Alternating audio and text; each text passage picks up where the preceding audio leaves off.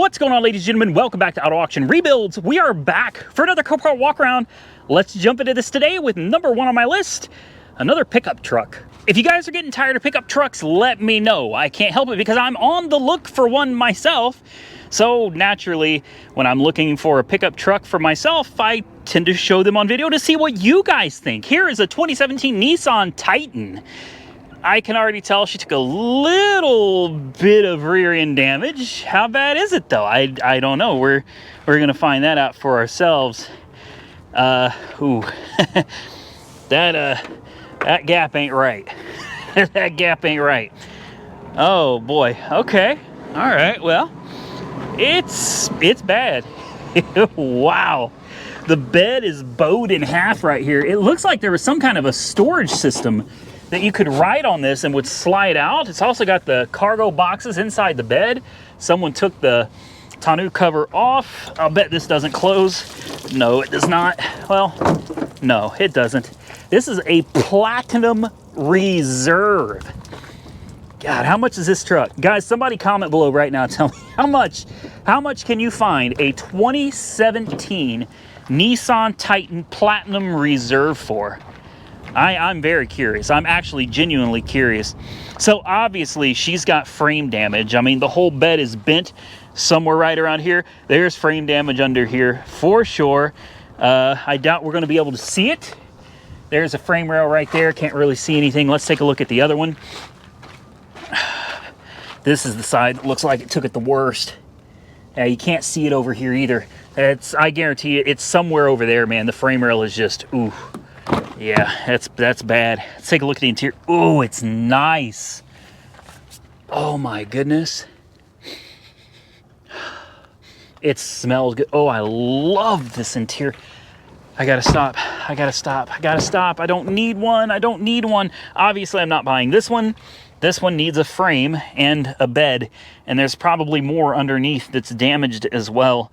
This isn't going to be the one, but this is my first time checking out a newer Titan like this, and I got to tell you, I love this interior. Oh my God, I really do. I really do. Oh. I know it would be wrong, but you could drive this home. Guys, you could buy this, and even though the frame's bent, you could drive it home. Just don't get in another wreck. I highly recommend you avoid getting into another wreck. It would not be good. She's low on gas. We already know everything's going to work. It's only got 54,000 miles. Air conditioning. Let's go ahead and crank that on instead of heat. Oh, wow. Yeah, that was quick. Boy. Like that power rear window right there works. Of course, like I said, everything's gonna work, guys. She's low miles. She's fairly new. Looks like some of them come with a heads-up display right there. Maybe, I don't know. God, I like this. I really like this. Someone was nice enough to include the key. It's got heated and air-conditioned seats as well. Platinum Reserve everywhere, guys. It says Platinum Reserve everywhere. It's got the Rockford Fosgate stereo system. She's a beast. She's a beast. I hate to say this. I hate to admit this out loud, but I've been really considering maybe a Tundra. But after looking at this, I'm really curious what one of these not wrecked goes for. A Platinum Reserve like this. Like this sucker is... This is it right here. I don't even know what size engine is under the hood of these. Not a clue. Let's take a look. What is it? Like a 5 something, 5.7, 5.8, 5. It is a 5.6. It's a 5.6. Dual overhead cam. Well, that's a wild looking motor. I'll tell you right now, I'm not sure I'd want to have to work on that sucker. Yeah. I kind of like the old school push rods. You know what I mean? Nothing wrong with all this overhand technology or direct injection, all that. So like, there's nothing wrong with it. I understand technology progresses. That's just the nature of the beast. And it's a good thing because it makes these things more efficient, more fuel efficient, as well as longer lasting. So I get that there is a necessity to move past push rod engines and end up going with these overhead cams. It's just, I feel so much more comfortable with an old school push rod V8. Damn it, I like this though. I do, I really like it. I was really considering a Titan. We already have a Tacoma, and I was thinking maybe a Titan, but I'm telling you guys, trucks are, it's a bad time to buy trucks. I mean, it's kind of a bad time to buy anything, but it seems to me that pickup trucks are just insanely priced. Guys, it was like 3 years ago, 2 or 3 years ago, I bought a brand new 2019 Ram 2500 Bighorn Edition. All right, it had the full-size back doors. I can't remember what they call that, but full-size back doors. It had the Cummins turbo diesel, automatic. It was 2-wheel drive, and I got it for like $35,000. $35,000. Do you know how much that same truck goes for at the same dealership today? Brand new 2022 Ram 2500 Bighorn, if you can even find them in 2-wheel drive at all anymore. Those trucks, those things are going for $50,000 now. 50. Wow. I should have kept it. I should have. Looking back, one of my biggest mistakes was getting rid of that Ram 2500. Even though it was only 2-wheel drive, that sucker would pull anything you put behind it. It never gave me a lick of trouble. I put 45,000 miles on it in my first year, and it was a great truck. It was everything I needed. And now here I am, a couple years later, regretting it. I thought I made out like a bandit when I sold it, man, because I came out on top. I was like, oh, I got them. I got the dealership on this one. Yeah, boy, I got the dealership there for a minute, didn't I? The only problem with that is now the price of trucks has gone up so high, you're going to eat every bit of that profit and more if you go back to the dealership, try to buy yourself another one. Well, comment below, what do you guys think of the Titan, man? I really like it. I really like it. Titan or Tundra? I don't know. Drop those comments below. Let's move on to the next one. Next on my list, the Cadillac CTS. And I know what you're thinking. No. No. And now that I'm here looking at it in person, I too am thinking, no. No, no, no. But it's on the list, so we're going to look at it. 227,000 miles on the odometer. Obviously, it's been vandalized, but they didn't do a very good job vandalizing it, really. I mean, if they... Let's just say for a minute, somebody wanted out of the car payment. And they were like, you know what? We're going to vandalize it, and then it'll be totaled, and then we can get a new car. Okay, you could do that. Hypothetically speaking, of course, this is all just all hypothetical. I'm not saying that that's what happened. I'm just saying it could have happened. It could happen. Okay, so you spray paint the headlights, the taillights. Guys, it takes more than that to total a car. Okay? Most of this stuff comes off. I think most people don't know that. They think that once you spray paint something, it's done forever. It's really not. It's really not. Most of this will come off. Even on the paint, you can get almost all of that off. Now, the fact that it hardly has any paint on it at all to begin with, you know, this wouldn't have been the car that I would have tried to vandalize, because really, what harm are you doing here? It's, you know, parts for this are like a dime a dozen. You can find the grille, the bumpers, headlights, excuse me, you can find everything for this car at your local pull-apart or LKQ. Now, your local pick-apart yard's got this stuff for dirt cheap. So, you know, unless the interior's been destroyed, you didn't really do much. And the interior does not look destroyed. It's not. She's got a lot of miles on her, and she's definitely got a lot of wear on her. But, you know, if I were to send this down to Mako, the guys down at Mako could put a fresh purple paint job on this, you know, in a couple weeks, and have this car looking brand new. Brand new. I can go to my LKQ or pull-apart yard. I can grab all the taillights, the headlights, and the grille. And that's all I would get. I would get the headlights, the grille, the taillights, maybe even the third brake light, just because I'm too lazy to scrub on all of this and try to clean it up. This whole assembly right here, this is broken. Get this, get your third brake light, and then leave the taillights, headlights, and grille. Leave it all out. Send it to Mako without them, and then let them handle the paint job. When this car comes back, it's gonna look brand new. Brand new. Is it worth it? You know, what's a paint job on this gonna run me? I don't know, 600 bucks? tops. That's tops, guys. 600, 700. Let's just go $700 tops for a paint job. Maybe another $150 in brake lights and headlights. All right, and then it's still a high mileage CTS with a V6, but she'd be good looking.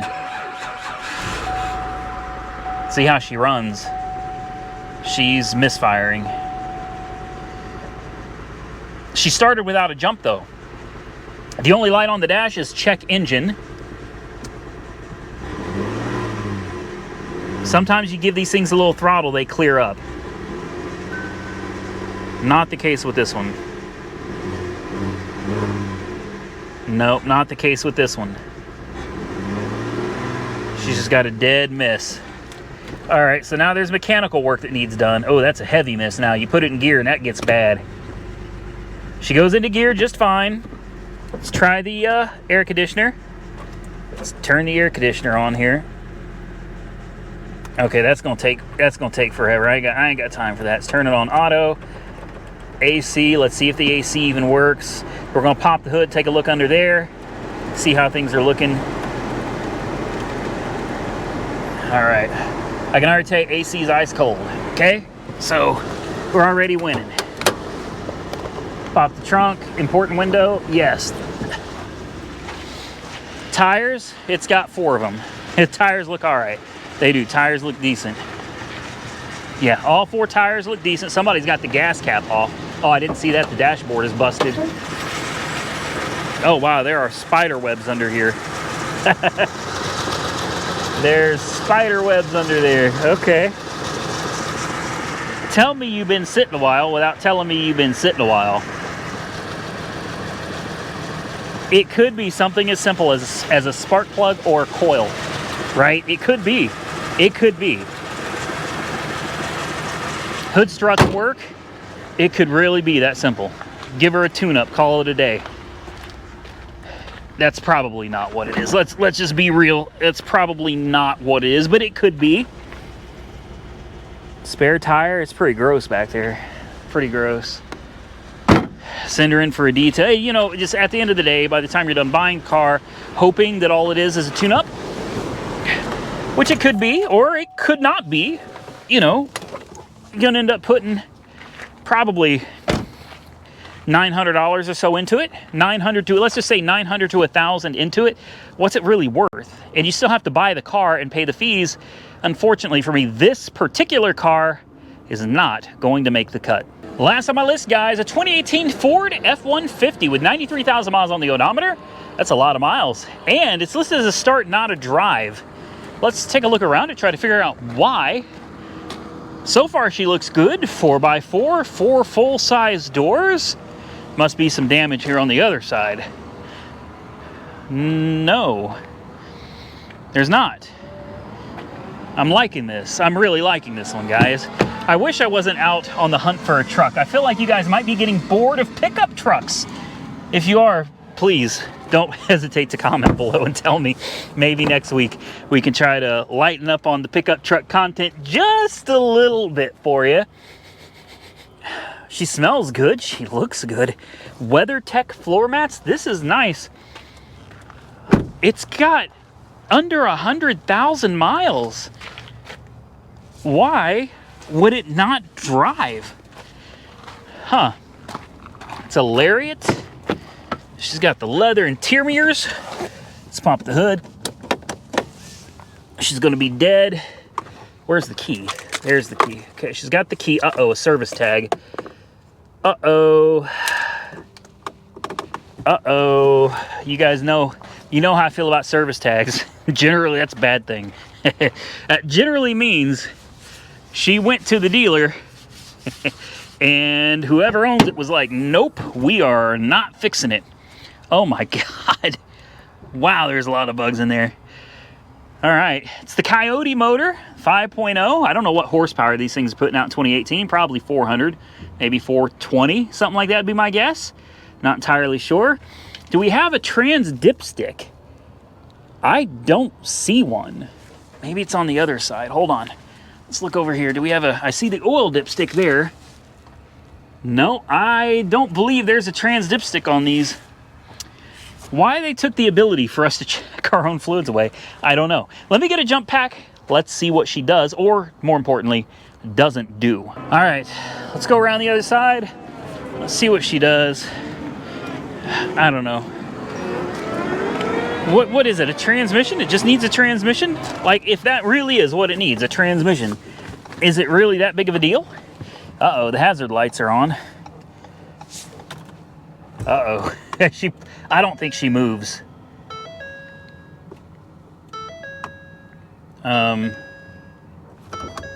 It's in reverse. It's brake malfunction. It's literally in reverse. Transmission not in park, but you can't adjust it. And because it's in reverse, you can't start it either. Well, I hope the e-brake is on, because this thing could roll. Parking brake malfunction. Great. Parking brake malfunction. And as if that's not enough, she's in reverse. That means somebody had to have climbed under here and messed with it. I'm just going to take a quick peek and see what I can see. Oh, where's the shifter? I bet it's electronic. I guarantee it's electronic. Yeah. Yeah, it's going to be an electronic transmission. So, see, back in the day, you used to be able to just climb up under there, right? And grab the lever. You could click it over by hand. It doesn't look like you can do that anymore. Very bizarre that you cannot adjust that shifter at all. No, nothing. Please turn ignition off and start engine. Well, I would love to. This is not going to happen, guys. Damn. Well, crap, that sucks. That really does suck. I'm disappointed. I was really hoping maybe I was wrong about this one, or maybe the listing was wrong, I should say. It happens all the time, guys. You don't know till you come out here and just check it for yourself. What's the worst it could be, though? Like, I'm thinking, really, the worst it could be is a transmission. That's as bad as it could get. It doesn't seem like it's that bad, depending on what the truck sells for. You know, what does it cost for one of these transmissions? Or is this one of those things of there's a parts shortage, a supply chain issue, and you can't get them? Surely you could find somebody to rebuild it, right? There's that YouTube channel. He does nothing but transmissions. For the life of me, I can't remember the name. I feel bad about it. I watch his videos all the time, and it's one of those, like, it's like a chain type of name. Precision Transmission, I think is what it is, on YouTube. Guy is great. He's down in Texas. I bet he could rebuild this. Comment below. Tell me what you think of the F-150 Lariat, and what do you think about that shifter not shifting out of gear? If you got any clues on that or how to bypass it, please drop your comment down below. And with that, ladies and gentlemen, we're going to get out of here, but thank you guys so much for watching. I appreciate it. If you enjoyed the content, hit that thumbs up button and consider subscribing to the channel. I would truly appreciate it. We're going to get out of here, but until next time, stay safe out there, everybody. I look forward to seeing you all again very soon in the next one.